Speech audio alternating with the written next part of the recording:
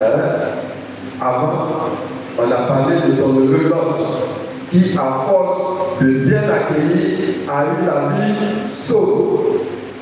L'étranger l'a dit, où tu es là, Dieu va détruire, sors avec ta famille. Et ça compte de cette valeur.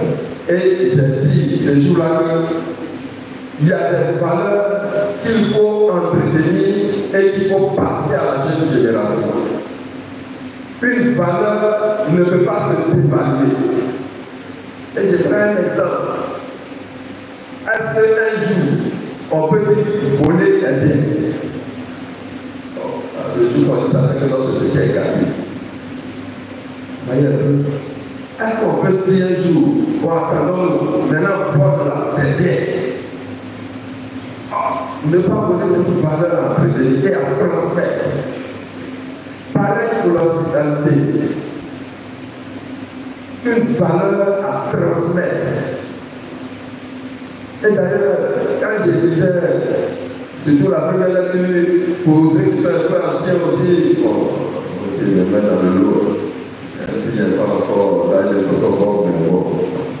Pour les anciens, vous vous rappelez, quand on acceptait les enfants, après l'entrée en 6e, c'était difficile, parce que tu es abattu pour avoir cours. Tu es abonné à avoir à Ganois. Vous vous rappelez, et les parents étaient obligés d'aller chercher des tuteurs. Quelquefois, ils ne connaissaient personne dans cette vie. Et ils envoient une frappe à une porte. Ah, voilà mon problème. Et les gens accueillaient. Bon, est-ce qu'aujourd'hui on peut? Une interrogation. Moi, je me rappelle que mon papa avait envoyé mon petit frère dans une famille. Et puis, quelque temps après, je ne sais pas si quelque temps, mais c'était le même jour, il a envoyé un peu de riz, un peu d'argent, tout ça. Mais le monsieur l'a brodé. Ah, mais si tu penses que tu ne peux pas donner ton enfant, pourquoi tu me l'envoies? Non, retourne avec tes affaires. On dit à pourquoi vous voyez bien encore. Donc, vous voyez que ce qui était une valeur a commencé à être dilué au fur et à mesure. Bon, c'est vrai, il y a des facteurs.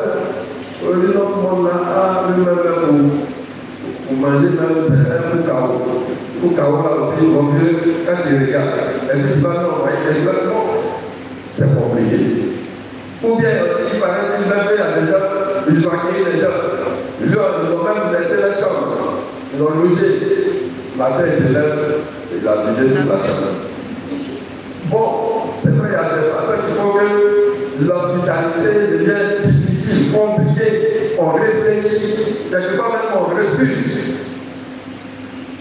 Mais une valeur peut jamais être dévaluée. C'est ça. Et donc, Abraham, savent que dans leur famille, c'est une valeur qu'on a transmise. Parce que son neveu, pareil. Lui-même, pareil.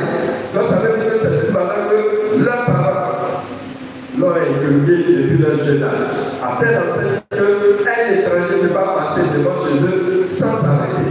Ouais, c'est lui-même qui fait la démarche. Ne passez pas sans vous arrêter chez votre serviteur. Et avec tout le respect qui accompagne. Et il a reçu ces étrangers-là. Vous avez vu, vous avez entendu tout à l'heure, c'était comme une fête.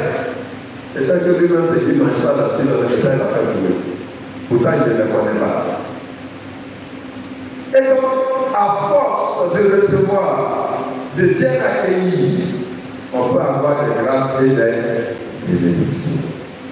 Dieu peut nous faire un clin d'œil. Et vous avez vu, Dieu a fait un clin d'œil à Abraham. À la fin, ils ont dit quoi? Au moment où on va repasser, au moment de la naissance, on va passer, ta femme Sarah aura un enfant. Sarah, est-ce qu'on a entendu la parole de Dieu pour connaître ça? Dans nos familles, ça existe. Avant, ça existait. Les gens se disaient, si on accueille bien, c'est une bénédiction. Et c'est là qu'il y a des expressions qui sont mises. Voilà, quand il y en a pour un, il y en a pour deux. Et